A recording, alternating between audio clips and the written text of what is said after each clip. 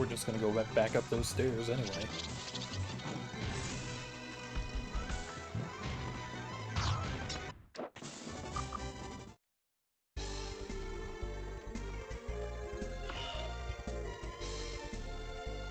Yeah, here we go.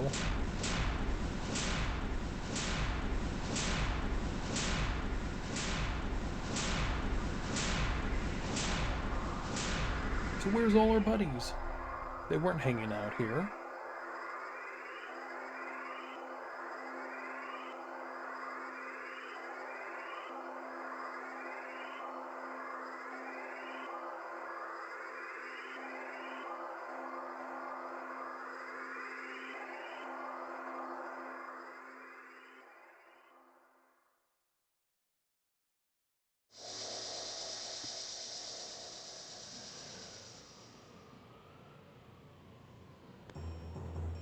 So you finally made it, Pookie. He is transformed. Do you want her? It's a little late to try to come between us. We are one now. Oh no. Well, let's not get rid of that text box, huh? Her powers are totally mine. Normally, a magical force of this magnitude could not be endured. But by stopping time instead of having it simply loop, the island has been forced into a new eternity. We are here. As a result, I am no longer able to return to human form, but it doesn't bother me. Either way, she'll never have feelings for me, so Poogie, dump. You're very charming, I'm envious. I wasn't lying about why I invited you to the island. I really did like the melodies of your compositions. I wanted you to stay here on the island forever, but I miscalculated. I didn't know you were a cannon. And I never anticipated you stealing something that I had spent years trying to obtain. I'm talking about Laurel's supposedly frozen heart. I cannot excuse you, Poogie. Your very existence is intolerable to me.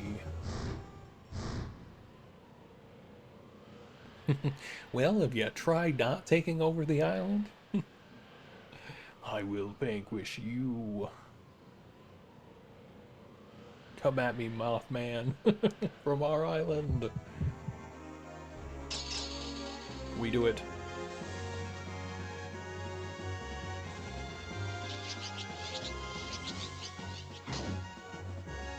Zero?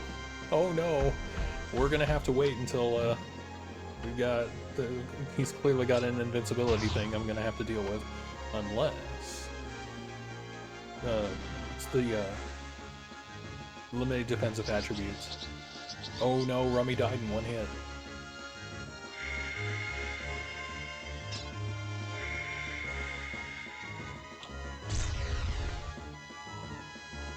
Offensive power has been eliminated?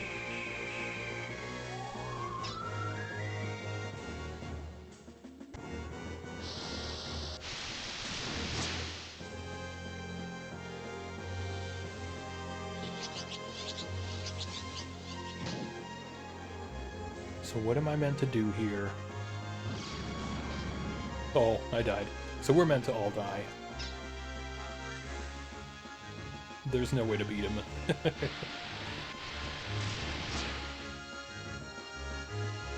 He's doing 9,999 damage, so yeah. Let's not waste any items.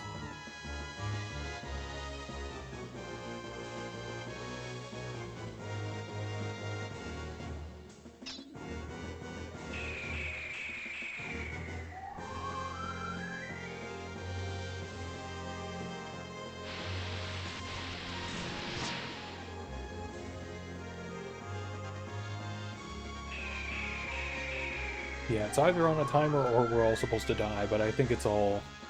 we're supposed to all die. That kind of damage is an everybody's supposed to die kind of number. But he keeps doing the speed decrease thing and not the kill attack.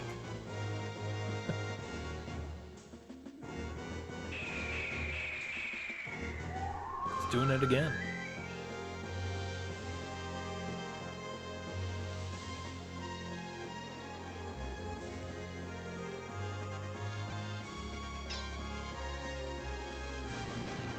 Yep, Grantis is done. 15,000 damage.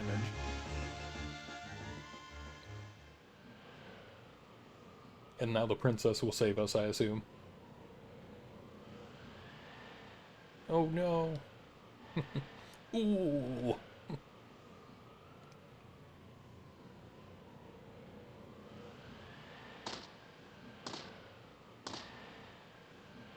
He's taking Panamo.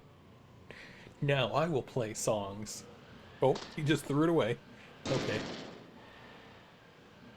There. This is it. It's over now.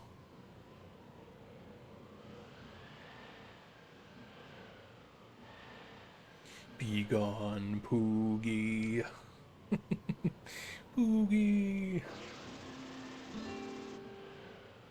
That sound. The rail. So, Purpolis, thanks to you, I now know how to release this power within. I never wanted this, but as the Queen of Panjul, I'm going to destroy you now. Lurael, Poogie, take this. Heck yeah.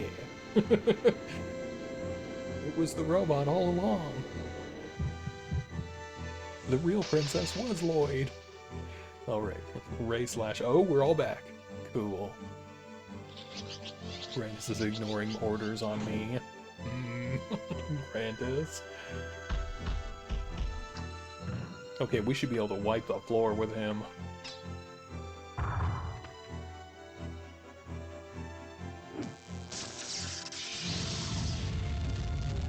No, maybe not. Okay. How about you just focus on the healing?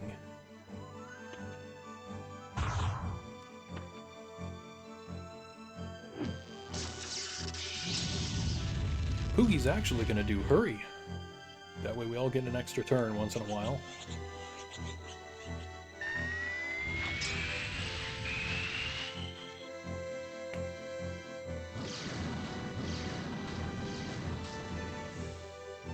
Oh my god, Rummy's dead. Uh-oh. She didn't manage to heal. Okay, where is it? We need a Phoenix Potion on Rummy right now. And an item, Mega Library on Grantis. Oh boy.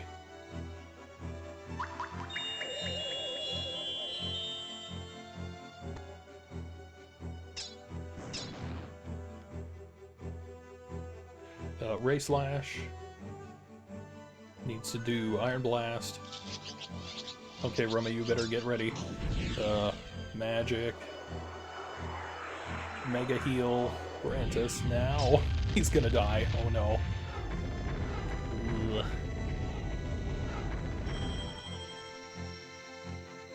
Yeah, he's dead. Okay, maybe she'll heal herself. That would be useful. Okay, she's gonna heal me. That's good. Mouse. Okay.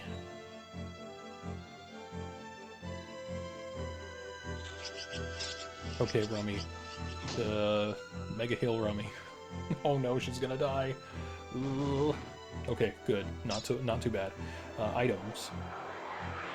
Let's get that Phoenix Potion on Grantis now. We gotta start doing some damage.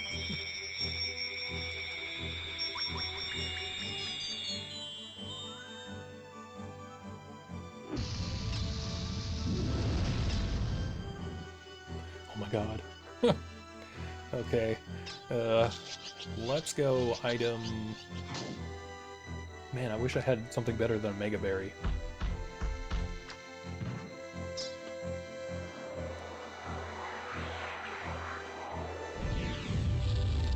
Yeah, because Poogie's probably dead this turn. Gonna have to rely on Rummy or someone else. Okay, heal. Heal now.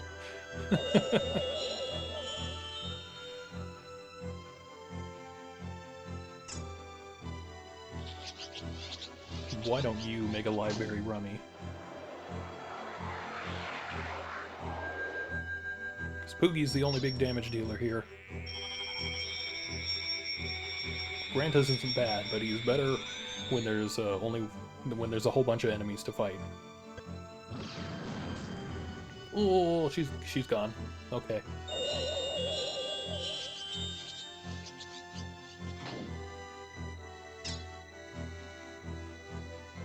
Item. Phoenix Potion on Rummy.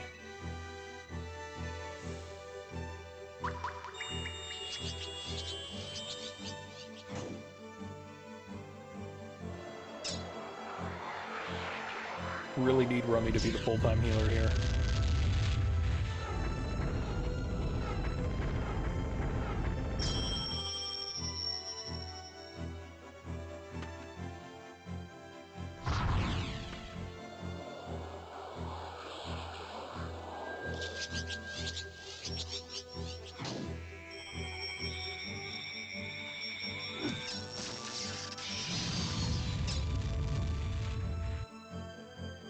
Oh my god, he's still alive. Okay. Magic, Mega Heal Grantus now, before anything else happens. I think she's actually getting the heal in. That's good. Okay. Alright, we're starting to pump out some damage. As long as we can keep this up.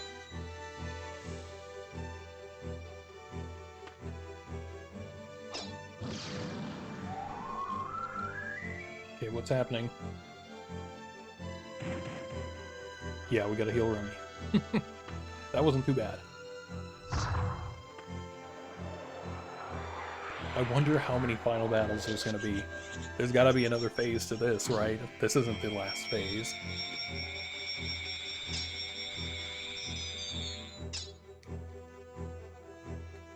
I sure wish I had a group heal.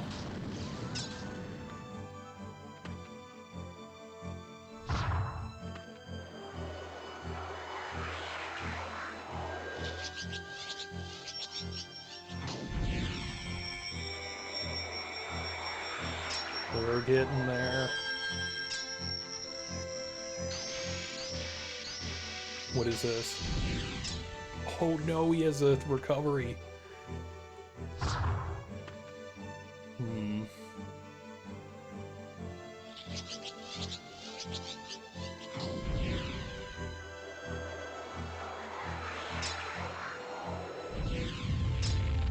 Oh no, that's real bad. Okay, let's do some items. Heal. Start with Rummy.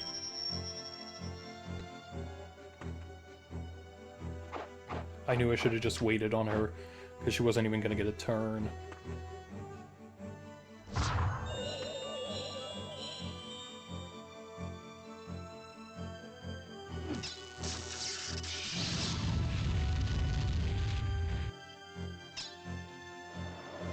Mega Heal self. Make a library yourself.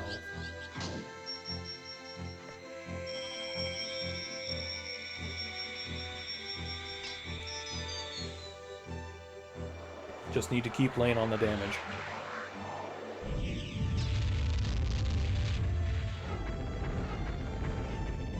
Okay, who's getting the most damage here? Alright, we need Grantus full healed.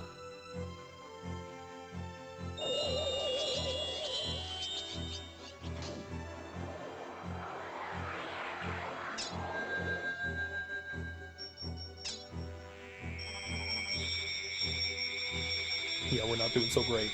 If he just keeps using those earthquakes, then I'm done for.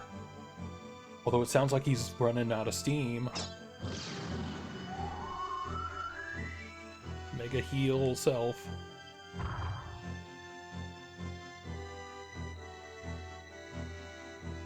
I keep using the healing items on the wrong character. I shouldn't be doing it this way. Item, make a library on him. Because it sure sounds like he's running out of steam.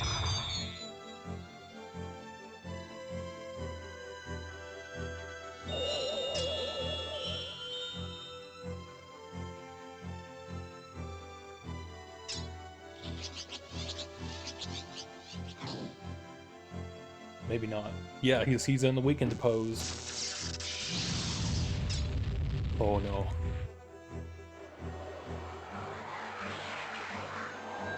We're on the defensive right now, that's not good.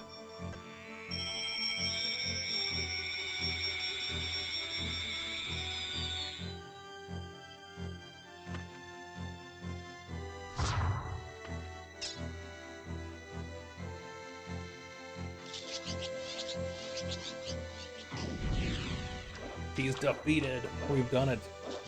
Okay, what's next?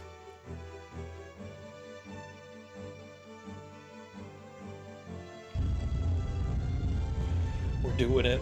We're here at the end. Okay.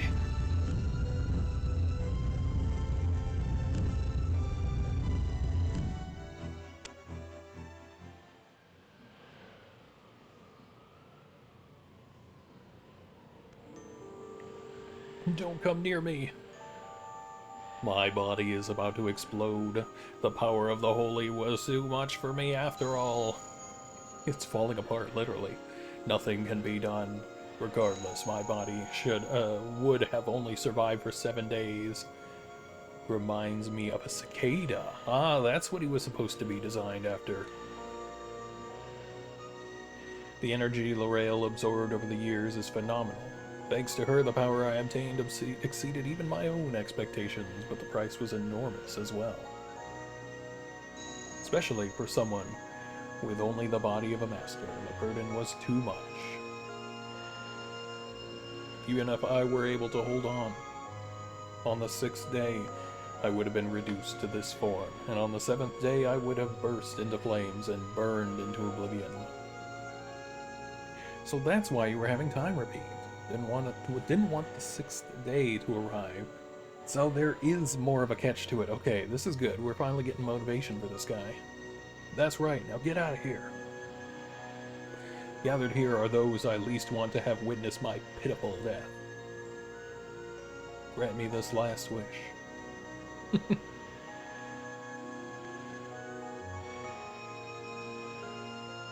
True gentleman to the end. Is that what you fell for, L'Oreal? My L'Oreal!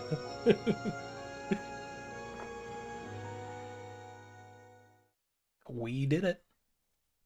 I'm surprised there's no, last form. We're out of there. Where's Poogie? Where did Poogie go?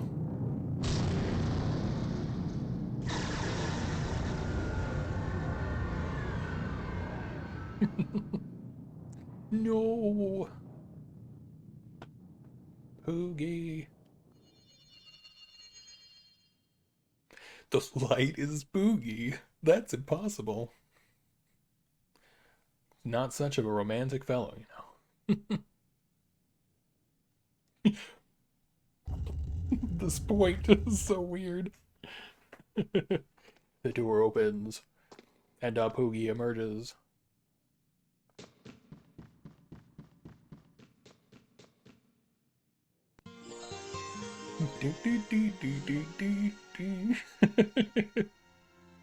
All right, we did it.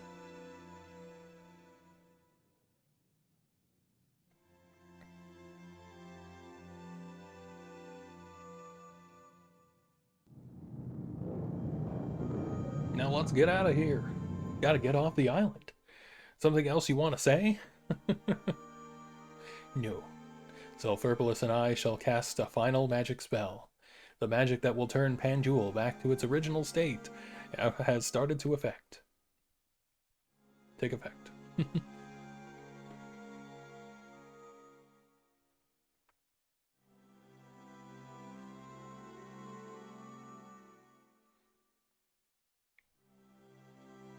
That's a pretty cool effect. Just rewind the town. That's pretty impressive for the time, actually. I mean, unless this is, like, this isn't pre-rendered.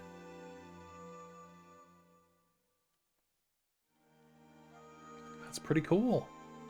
That's a pretty intense effect. But I guess it's because it's sweeping, it's like loading each asset and unloading the other assets, but even so, pretty cool. The island is coming back to life. Look, this means we won. We won. Actually, well, I guess, yeah, that is how... maybe not. I'm thinking it's like a portal. I'm trying to figure out how this is actually designed, and I think it was like a... Literally both versions were there, and it was just a separate camera, moving both cameras along. And things do pop in that way still, because they have to be in the scene, or whatever. But, yeah, maybe that was how it was working. Pretty cool. The island is coming back to life. Look, this means we won. We won. Frozen time will revert back to normal. I took a look at the town. If everything continues this way, it should be alright. There's just one thing I don't understand. I understand Zelverpolis froze time on the island because he could only survive for 7 days. But why did he choose the 5 days leading up to the wedding? I mean, he could have just repeated any 5 days, couldn't he? Don't you get it? It's so obvious.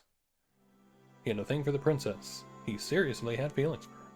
Wanted to keep on having the wedding. That's ridiculous. No, I don't think it's far from the truth. Zelverpolis wanted to control not only the princess's power, but her heart as well. Don't you think that's why he had the weddings occur over and over again? While on the island, well, on one hand, that was her punishment. It was also a reflection of his love for her. It's possible that Zelverpolis loved her from the bottom of his heart. Well, evil is evil. Poogie, do you feel the same way? Do you want to control my heart as well? Well, no, but I'm also not interested. No fish eyes for me. And the answer sounds like some goody two-shoe honors roll student, even though you're just a petty thief. Well, I'm different from you. Thought you'd say that. Heart is my own. Don't belong to anyone but me. Wow. Strong and independent, just like a like a lifeless princess that got mistaken for a robot. And your life is your own. No one can keep you on a leash and keep you tied up. But Poogie, you are in my heart.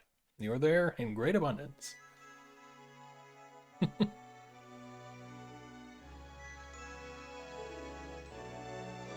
Didn't you forget to leave room for someone else?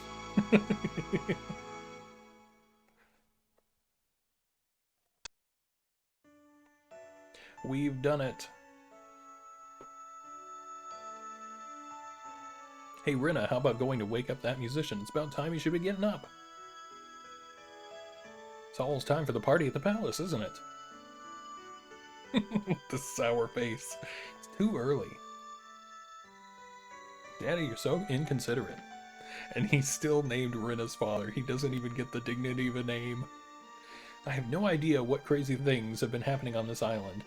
So absorbed in your own little world.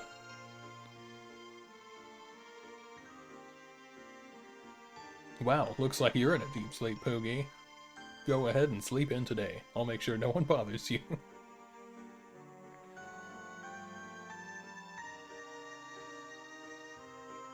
There's nobody there. He's gone. Out like the gentleman thief. He's already off the island.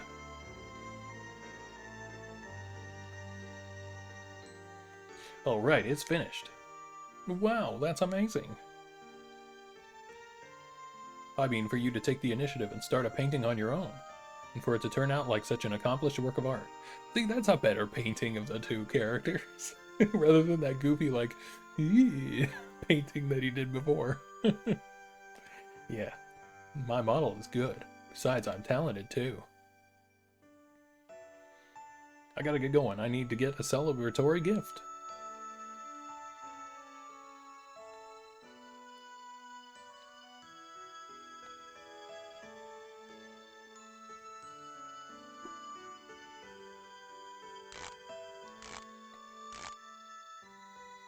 I'm done.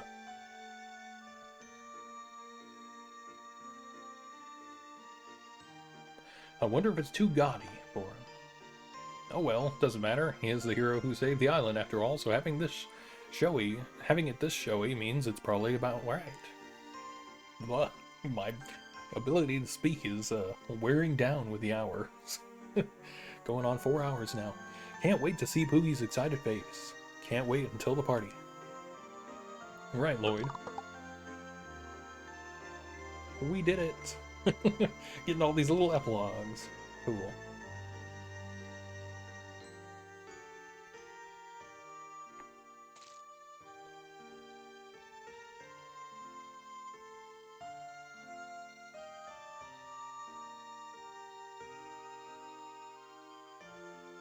This guy, Zenny. Oh, come on. Don't misunderstand and get all jealous. This is for today's major star.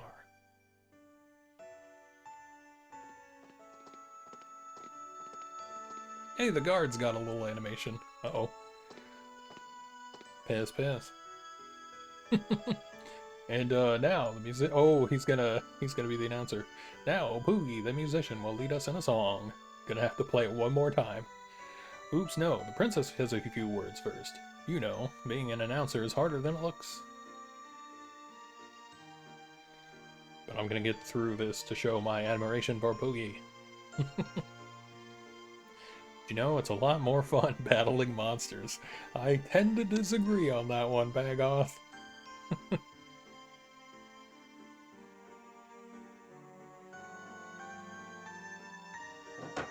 Gonna wear my best battle bikini. I wonder what Poogie will say.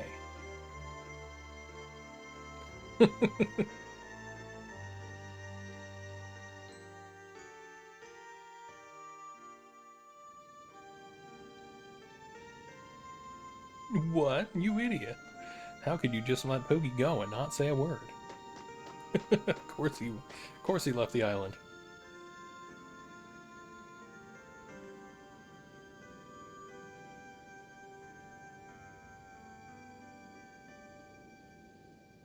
That's what you do. When you're the cool guy, you just beat the bad guy and save the world, then walk away. That reminds me of the East games.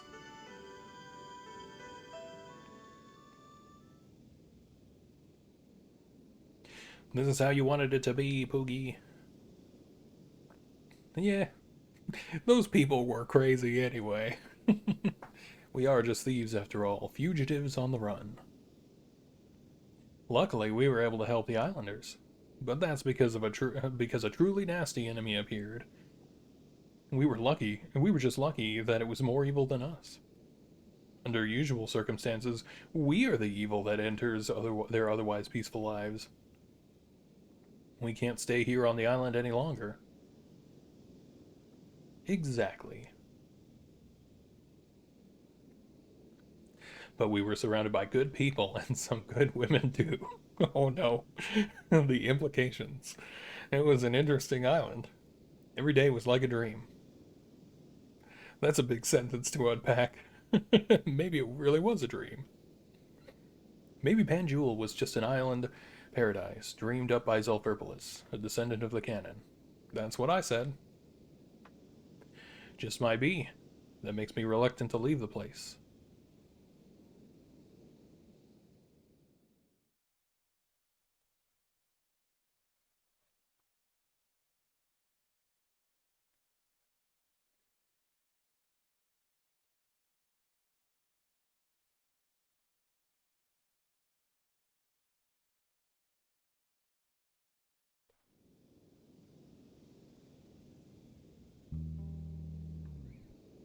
Yeah, it's meant to be base, that's the deal. At the very least, as a parting gift, we can offer a song. It's a good idea. Besides, it has been a while. It's been a while since we had the chance to get together like this.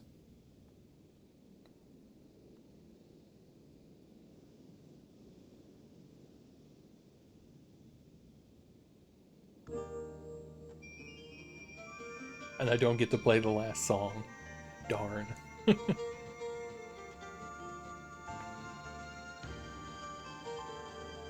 Wow, 3 instruments produced a whole orchestra's worth of strings. And a piano somewhere in there. And a drum kit.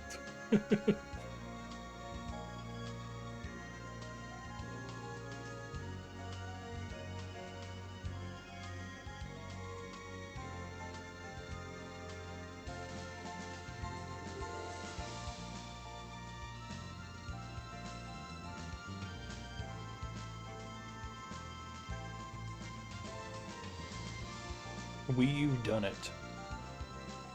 Alright, cool. Wow. What a game. Okay, let's start talking about that then, huh? How do I even begin with a game like this? I mean, uh, what stands out the most is its unusual pacing. The way the majority of the game is like transitioning between this puzzle where you have to find all these people and figure out what's going on with their stories and their time loops and get them out of that and break them out of that, and then it's like slowly transitioning into more and more battles, and then at some point it just hits a wall where it's like all dungeons all the time. Shockingly, didn't feel bad at all. In fact, it felt like a really refreshing twist from RPGs. You know, like so many of them at this point have come into such a formula. Like I've played so many JRPGs that at this point I recognize all their patterns. Like, you know, I've brought it up a lot during this playthrough, but Tales of Arise is a good example for me to use because it's a pretty popular RPG series. All the Tales games are pretty good. And Tales of Arise was no exception. It was kind of a middling, you know, average, but pretty okay game overall. But it really suffered from being like, all right, we're going to go this dungeon, now we're going to go this dungeon, get a party member, now we're going to go this dungeon and get a party member, now we're going to do this dungeon and this dungeon and this dungeon. And it's felt so formulaic. It felt so much like this is an RPG of RPGs. And that was one of my biggest complaints with it. And, you know, this game completely ignores that formula almost entirely. And that's why I said, like, this almost feels outsider artish. It feels like Riku Sanjo or whoever was leading the production and directing really took like a completely different turn on all this stuff. And sure, there's a lot of JRPG in there, but like it's such a different game than so many of the other JRPGs of the time. So yeah, that was great. That was amazing. We really pulled it together at the end. And I've got some notes here about things I wanted to talk about. Plot, you know, when it comes to plot, premise is the easiest part. The premise is what you have to start with. Everybody has to come up with a premise. And it's not that hard to come up with a pretty interesting premise. But execution is what, you know, makes it interesting in the long term. Like, how many times have I heard, oh yeah, you know, the new Star Wars movie has a great premise, and then everyone watches it and goes, oh, this is awful, you know? It's like, a premise is not enough. And I think this game has an amazing premise for a JRPG, and its execution is mixed. And it really just has to do with that canon stuff. I think that stuff is dumb, and I think it actively harms like the whole plot. Like its big twist is this canon stuff, and that stuff is not good. Otherwise, it's all pretty fine. There's an interesting thing that happens with all these kinds of stories, which I alluded to earlier with like, you know, the romance stuff, where you have to, by necessity, for these kinds of stories, abridge certain things. You have to abridge relationships. You have to abridge distances between locations. That's why, you know, you can go into a game like Zelda Ocarina of Time is the one that always comes to mind, is like Hyrule Field. In Hyrule Field, the desert and the volcano and the ice area and the lake are all within, you know, a 10-minute walk away. And that's just by necessity, by how games work. And so that stuff's all fine. But where this game, one of the game's weak spots is how it bridges that gap. Because you don't need a whole lot to really give people the sense that characters are getting to know each other and becoming friendly.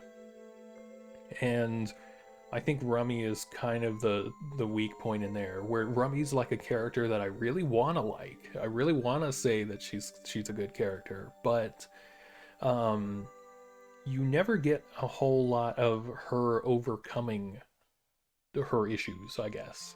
Like by the time you get through Rummy's fantasy, she just seems like a clingy girlfriend. Like she doesn't fulfill a role beyond that. Like she doesn't grow as a character very much. Her whole I'm gonna take a stand for myself a little bit more is fine, but it's the clinginess and the jealousy that was the problem, not standing up for yourself. Well, so much. I mean, it's like those are the things that you hope that she grows as a character a bit more too. Um, and because otherwise she's like, you would want to root for her and for her to be the love interest of the story, um but she doesn't flesh her she's not fleshed out enough, I think. And she gets a lot of scenes, but a lot of those scenes just aren't very good at like getting like a rapport with the other characters. I found it really weird when she starts talking about, Beacon Fang in that one cutscene near the end there, with familiarity, but we never got to see any of that familiarity. It's just present in a line of dialogue. Um, and so this game runs into the problem that I think a few other RPGs run into, which is just once you start getting your main cast together, all the other characters just get sidelined and are unimportant. You got Bagoth, who gets nothing after you recruit him. Plosi got nothing after. Well, Plosi got a bit. Anno didn't have a whole lot, but Anno didn't really need a whole lot. Anno was fine. Bagoth is really the one weak link that I would have loved to have seen more stuff with him. He should have had a whole arc about his being betrayed by Zelferplis, being, the trusted warrior, paladin under him. It would have been nice to have seen some more from him. And I'm saying all this stuff knowing that there's a possibility that I missed some stuff. But going based on the item guide, it seems like I got a lot of stuff in here.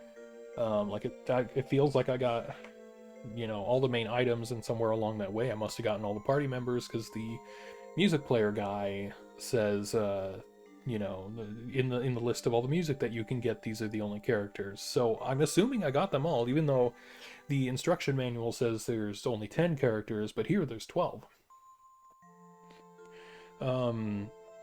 So that was a little odd, but I don't mind that. It does make me think that there's maybe more to be discovered in the game that I haven't found, and it'd be interesting to go through with like a million cheat codes on, and just like really, pull the game apart at the seams and really try to figure out what's going on, because like there are mysteries in the game. Like, what's the deal with the quarry in the southeastern part of the town?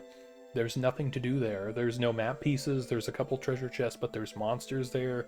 There's the mysterious wall that says that you can hear a wind coming through it. And I think what they meant to say there was, oh, it's not really anything, but it doesn't translate to. It translates to a mystery there, and there wasn't anything there that I could find, and I really feel like there's got to be something there if I just figure out the circumstances to get it to happen. Um, so yeah, and so let me go into a few more details on a few things, like pacing. Pacing is one of those things that was really interesting in this game, and I actually thought, this is what shocks me about the design of the game, the arcs and the change of the gameplay from puzzle to JRPG to boss rush, is that the pacing was good. Like the dungeons were not too long. They felt the right length. They felt like, I got through each one in a sitting. Um, and then there was some stuff in between that and like the World of Darkness stuff, and then the finale. Like all that stuff felt good, and they were all a good length. And I think the dungeons were actually okay design wise in terms of their actual layout. Visually, they're awful, and I think that's the weakest point, because it really suffers from a lack of separation of colors, of rooms, of areas, and stuff like that. Like the best one I think was the coal mine dungeon. So you got 2 levels of coal mine, you got 2 levels of like watery, lakey area, and then a puzzle room, and then a spiral. And like, I think that had good separation of all those rooms, and I think that worked really well. Forest of Illusion is understandable what it is, but I think it could have been a little better. But otherwise, it was pretty fine. The Anno Ruins was too short to really have an issue with. Um, it was really the dungeon off on the island, which part of my opinion of that is highly tainted by the fact that I didn't have fog spheres there. And if I had those, I probably would have liked the dungeon a lot more. But overall, I thought the dungeons were actually pretty good. They're just visually very boring. Overall, the game has a real problem with its camera and its color separation because there's not active lighting on things. A lot of layers tend to blend in, and because the overhead north pointing camera is the most useful camera in the game, you don't really get a good sense of where ramps are, elevation, items. Like, that's why I was lost there for like an hour just trying to figure out how to get in the castle, because I couldn't see that there was a little ramp there on the roof of the house. And that feels like a something that is a holdover from older JRPGs. Like, you go back to some of the early JRPG, like the late PS1 era JRPGs had a lot of these 3D environments with 2D sprites where you would move the camera with the L and R buttons, and it's pulling that same camera system into this game, and that's really kind of one of its weak points. I think it would have been better with more of a free roaming camera with the right stick. But even well into the early PS2 life cycle, they hadn't figured that stuff out yet. I mean, you look at Kingsfield, and Kingsfield 4 is still using the L and R buttons for camera movement in a first-person game. Yeah, and regarding this being the first fully 3D JRPG on the PlayStation 2, that is true, but it's not the first fully 3D JRPG, period, because there were, as I mentioned during the playthrough, the two on the N64. Hidden Chronicles and Quest 64. Now, both of those are kind of bad examples, and so I can see why a JRPG developer would not look at those for inspiration for their game, but they nonetheless do exist. And of course, you have lots of examples on the Nintendo 64 of games that have pretty good 3D cameras. So that is what it is. I think that some of the weakness of the map design comes from its limitations from being a Dreamcast game. So since this was originally designed for the Dreamcast and then put on the PS2 and released on the PS2, you can feel where those limitations come in, and they come in the texture size and stuff like that. That's why all those dungeons have those big repeating textures that are ugly and not very good. It really shows that like Dreamcast look, and I didn't think there was a Dreamcast look before this game, but that's kind of what it feels like it is. Like, you can't use a whole lot of materials or something. There's something about it. It's not that far off from Nintendo 64, it seems. Only slightly better, and a lot of those really early PS2 games really don't look very good, and are trying their best.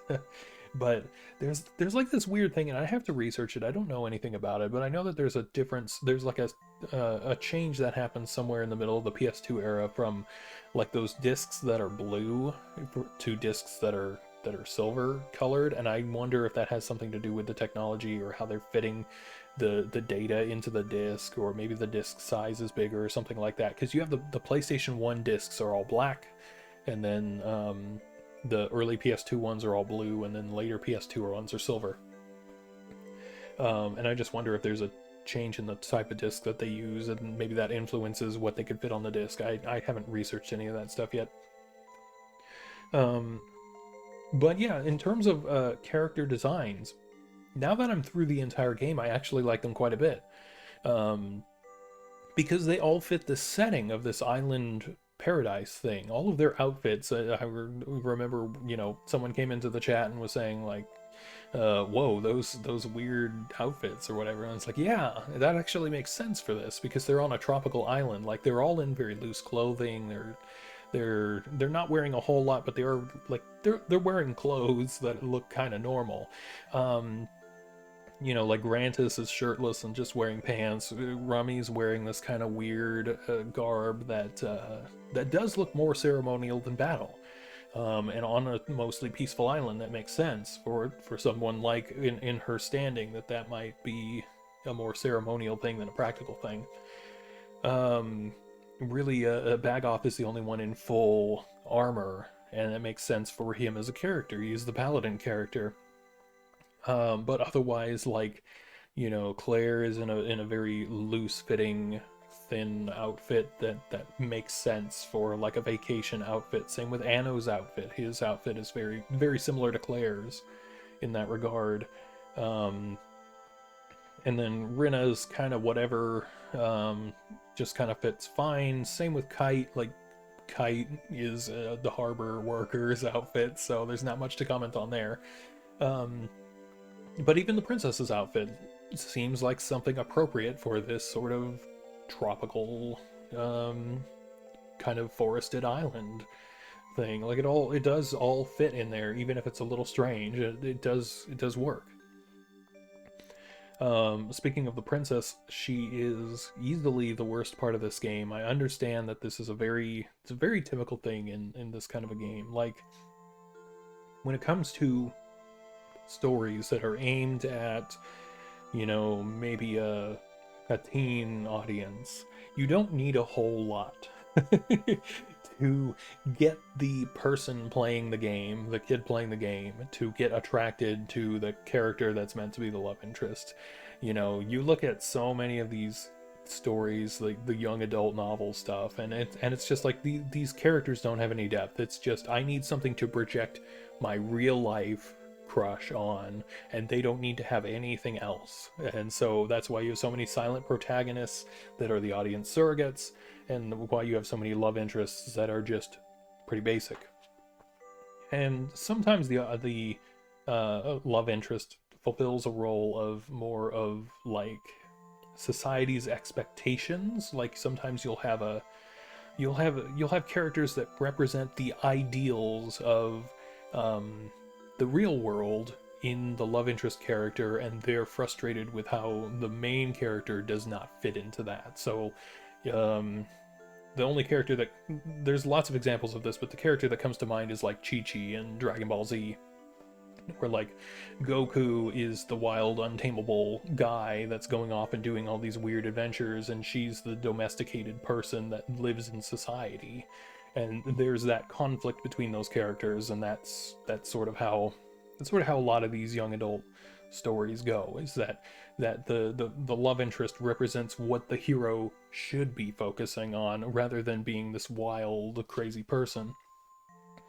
Um, and so that tension and the necessity of both of those things is usually what helps the hero cast overcome whatever they're dealing with.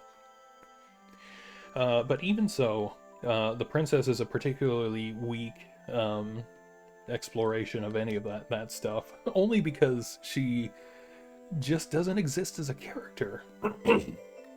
She's not given any characterization at all. And really, Rummy is that character. Rummy is the love interest of the story, not the princess. The princess is there in a ceremonial manner. She's not meant to be a character. She is meant to be the thing that is your destiny, or moving the plot along. And in a way, I guess you could almost say that the idea is that Rummy transforms into the princess, sort of thing. It's weird, but I think that's kind of what a lot of these are trying to aim at, like amalgamation of the two characters. Because there's a lot of love triangle stories like this where it's like your choice is either the tomboyish, aggressive, strong-headed, strong-willed, like childhood friend, or this strange and attractive, different person, or the reverse, where the childhood friend is the simple and the simple character that relates to your hometown and stuff like that, and the other person is this attractive wild person from somewhere else. Um, so yeah, just in that regard, I think the princess is kind of weak. Um, she never really gets established as a character, and yet every character is immediately attracted to her. That's the thing that makes it weird and a little bit nonsensical. And like, I don't want to put this down to a cultural difference, but it could be it could be in part that, like, I don't know. Um, so yeah, I think the princess is kind of weak, and I think Rummy's a little weak. I would have loved for them both to be much more cool characters that I cared more about. It's just that their presentation has issues along the way. They could both be very successful in that. Plossy's whatever. Anno is pretty good as the researcher that he's supposed to be.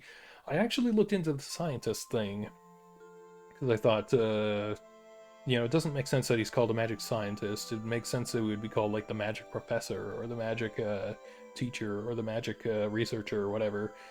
And I found a bunch of words that look similar to, in Japanese, words that look similar to the word for scientist, but none of them are exactly interchangeable, it seems like, just on a cursory Google search. So I could be wrong about that, but it just seemed weird. It seemed like maybe they just chose the wrong word for that, but maybe not. Yeah, it seems like an issue of not enough cutscenes that had the right writing in them, the right phrases. Like, you only need one or two lines to really establish some of these things, like Rummy sort of breaking away from her jealousy, or one or two lines talking about relationships between other characters, like Beak and Fang and the rest of the cast. But they did have to be in there, and it seemed like sometimes some of the events that we got to witness did not give enough of that. Like, they should have kind of been doing both. They should have been giving you an insight into the characters and their relationships, as well as advancing the plot. And they don't really do that a whole lot. It's kind of cut and dry. We're doing this now, we're doing this now. You do get some of that with Claire. Claire is probably the best example of this, and Kite. I think Kite is good, because Kite gets his own dungeon, which is amazing. They're really the standout strong points of this game, I think, the two of them. The fact that they are, like, pretty much just seem like average people really, I think, really helps make this game rise above its canon stuff. Like, it seems really antithetical to the canon stuff to have people like Kite in the party. Like, his whole deal is that he's just a common working man, and yet he is standing toe-to-toe with the rest of the group, and then to throw this canon stuff on top of it just doesn't work. In fact, it's, like I said, it's very antithetical to that. It directly contrasts the idea that your party can be made up of a whole bunch of different kinds of people. But Kite is the typical anime sailor dude that is kind of similar to an Ahab kind of thing, hunting after his white whale, getting vengeance for his family, and before the end. He is very much similar to the literal Captain Ahab equivalent of in Skies of Arcadia. He feels like the same kind of character. And Claire just overall has good moments. She's given characterization right at the beginning. She seems like she's capable and able to handle herself, and also has a drinking problem, and but has this whole watch stuff going on. She's manages to rebuild Lloyd. Like, she has a whole series of things that go on with her.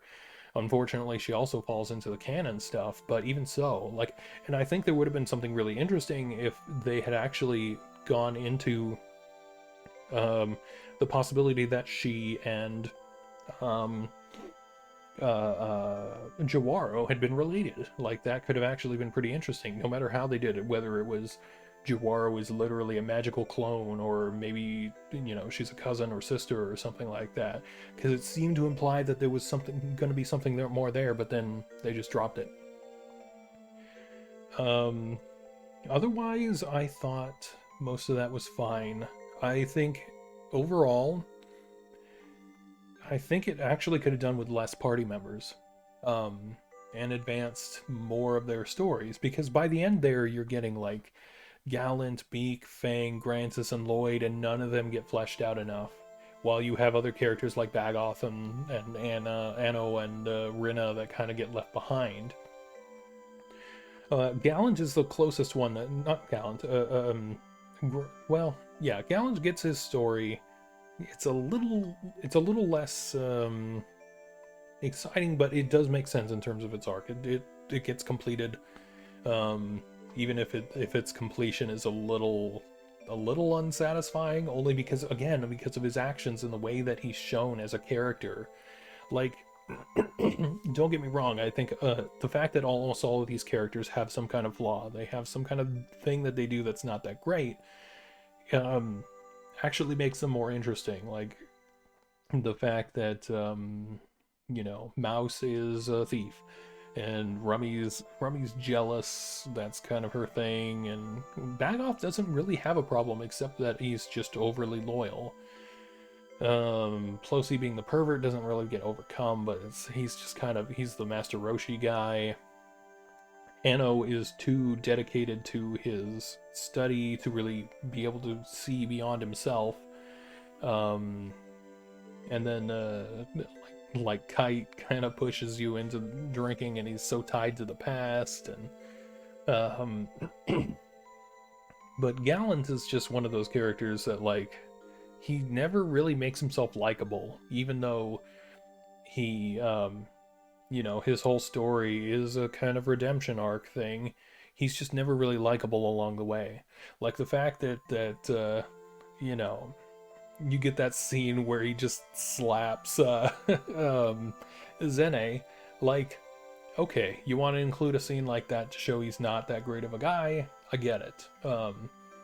But he never really has a moment of like overcoming, I don't know, of like just being more charming. He's not very charming as a character. He's just kind of and he could be. And he has that moment right there at the end in the credits where he's like, you know, getting talking to the graves and all that. And that's what I mean about, like, his story feels the most formulaic. His is the one that feels like, we know we have to hit these beats. We know we have to kill off his love interest, and then he has a redemption arc of like going, okay, I can't go back until I've overcome this thing, and then, you know, conclusion, where he helps out the main character.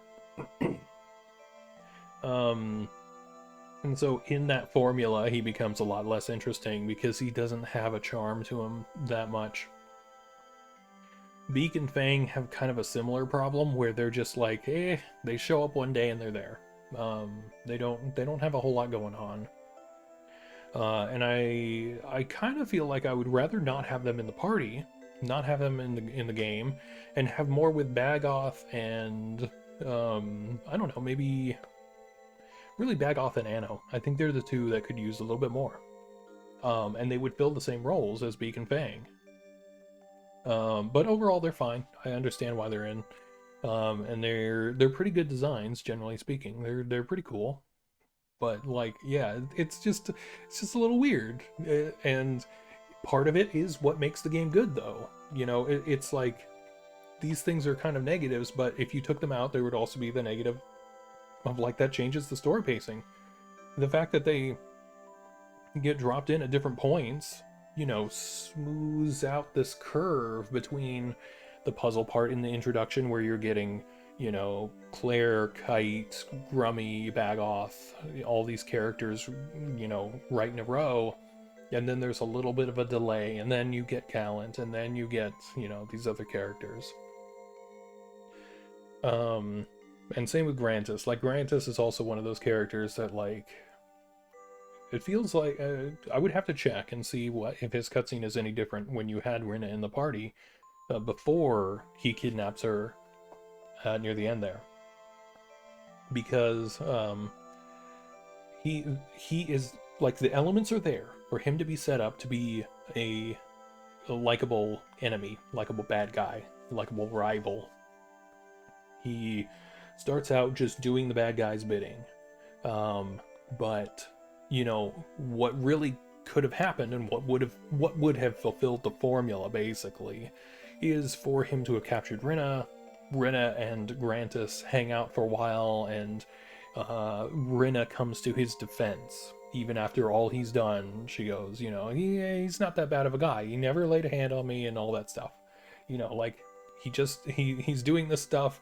He's desperate. He needs help. You need to help him. That would have made a lot more sense.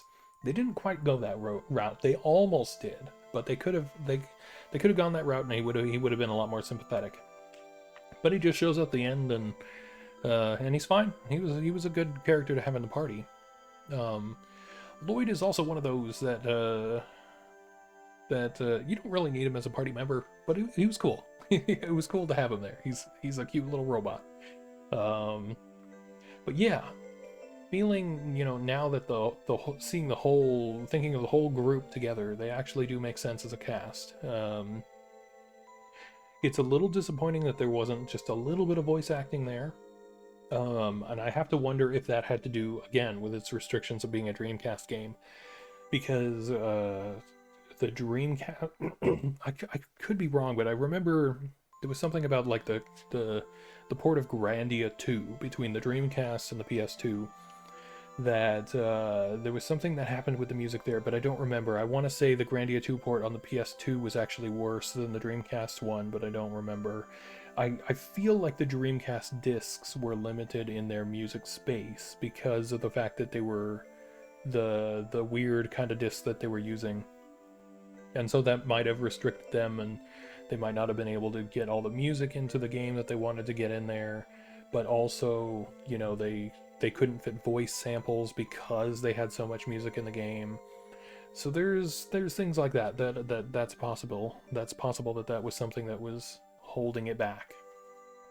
And it really feels like, they just had some of those emotive sounds. They just have like 5 or 6 sounds per character. Just the quizzical emotion, the excited, the angry, the happy, all those just general emotive sounds. And it would have given all these characters so much more character. They would have been a little more fleshed out. Because, there's tons of games before this that started with some of that voice acting in JRPGs and started with at least a little bit of that. And that just would have been nice to have some of that in there. Yeah. And it sounds like I'm being kind of negative on the game, but like, but the biggest thing that makes this so much more interesting is that complete 180 in gameplay between puzzle and combat, and the way this game makes it, like, transitions that so well. It really is completely unique in that regard. Generally speaking, just as a last point, I guess, the bosses are whatever. Most of them weren't very good. Jawara was honestly the most interesting boss. I actually liked Jawara quite a bit, even though I got really frustrated at the healing stuff, which I think was maybe just a little too much.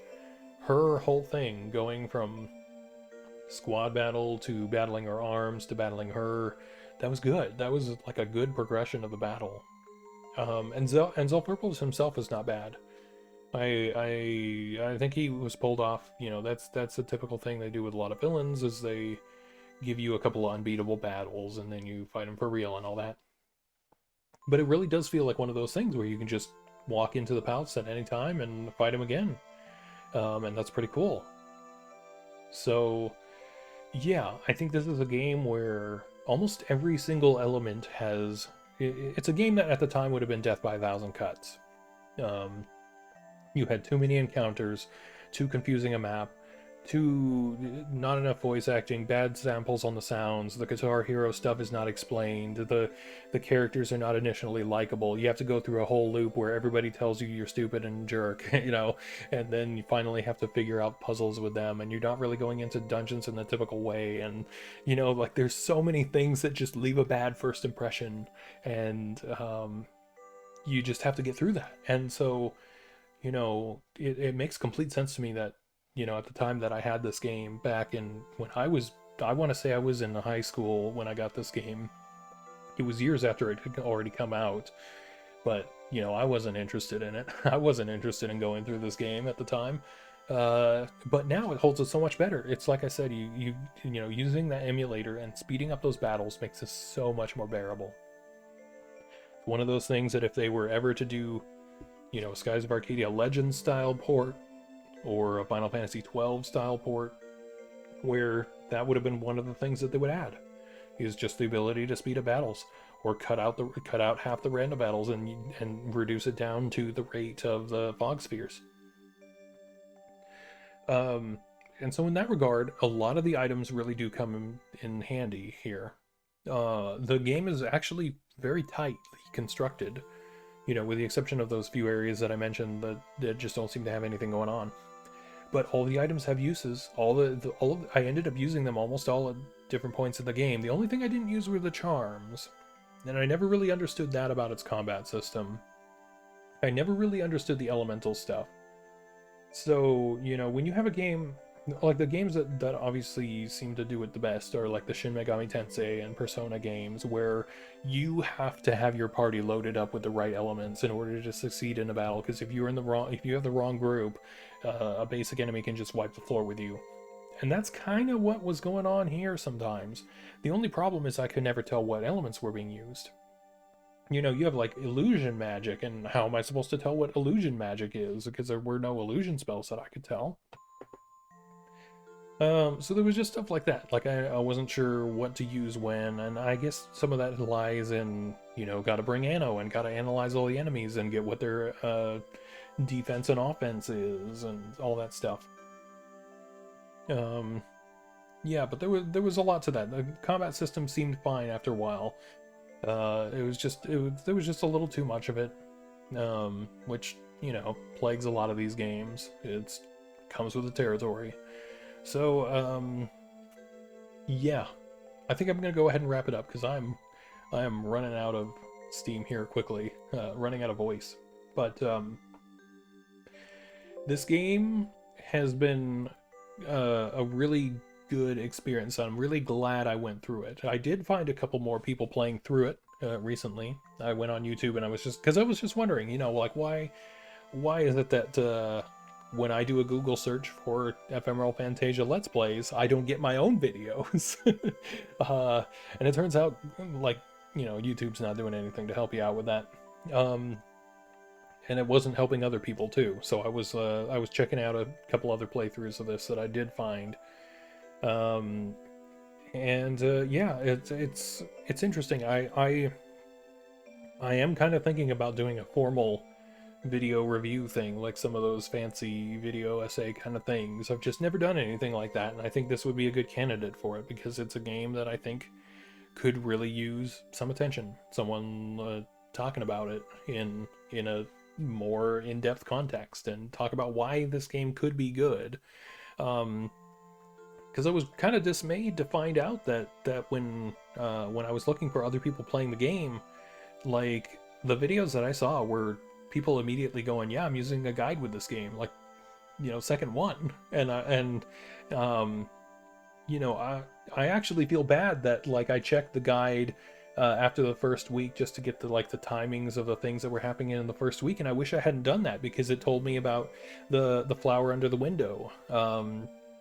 And it told me about one other thing, and I wish I didn't know about that stuff because that would have been cool to discover.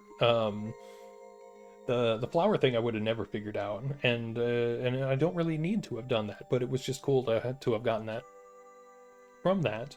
But I was happy that I was able to get through the whole game without a guide. And it was really good. And I feel like I did a pretty good job. I really, went through and I mapped out the whole territory and all that, and that really feels like what I needed to do, and it was really fun to do that, something completely different. So yeah. Hey there, Danadin. I'm actually just about to get off now. But thanks for stopping by. In fact, I might as well go ahead and end it here. I think that's a good time to end it. I just finished the game. Just summing up my thoughts on it.